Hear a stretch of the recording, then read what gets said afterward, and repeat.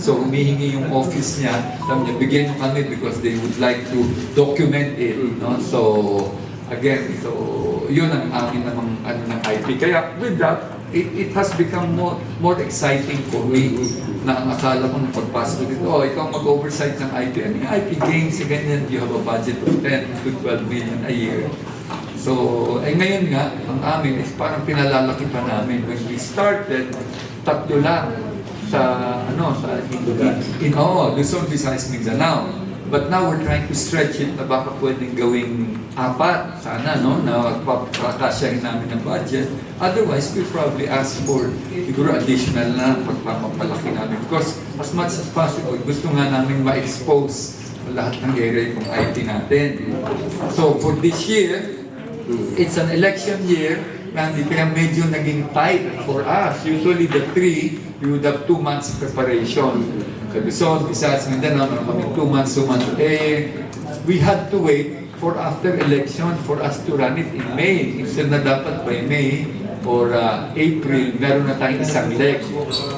But this time we have to wait kung sino ang magiging bagong admin sa lahat mga LGU before we can even discuss with them. So, nung nalaman na namin, immediately, although we talked to already some, Ilocos Norte, umokay for Luzon, tapos sa Visayas, Iloilo, umokay, and sa Mindanao, sa Agusan.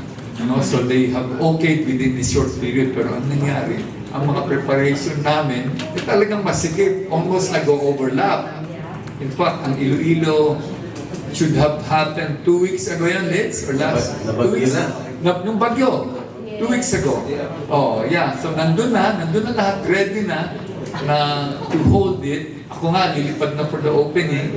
Yun yung kasalukuyang bagyo, bahang-baha nga yun. Yung joke nga dun They sent me a photo that they were from the 7th floor. Si Lito, kasi ko nagpadala. Baha na yung sa labas ng hotel At that time, sabi, huwag ka na magpunta dahil baka i-cancel natin. So they requested ang authority that would cancel it would be yung national disaster. Yun, sila. So they asked, ano ba ang advice niyo? Sabi, no, we will have to cancel that.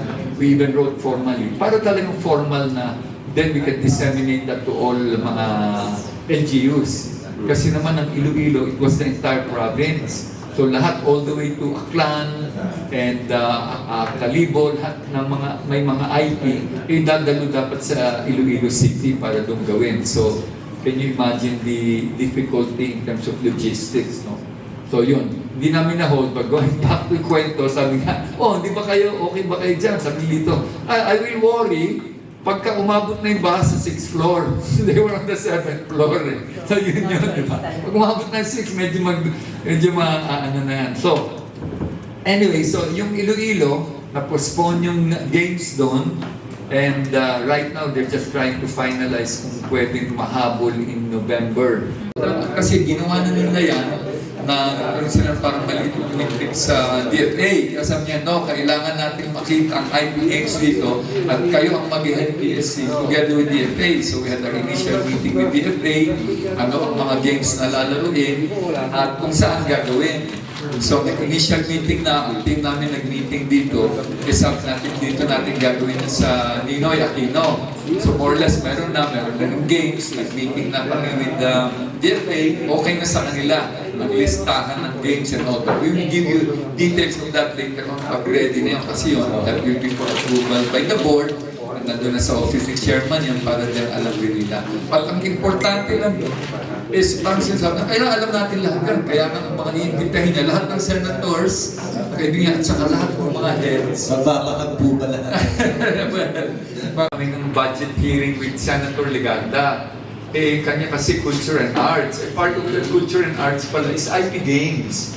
Diba? So ito is not just a small event that happens yearly, pero ito is a very big event, especially for Senator Legarda, lalo na yung mga IP games. So doon ko na-realize na, ayun, malaking event sa kanya ito because ito ang ating pinagmumulat ang lahat sa din sa sports natin, no, na yung mga laro at kultura natin, yung mga pinaggagalingan natin ng mga games.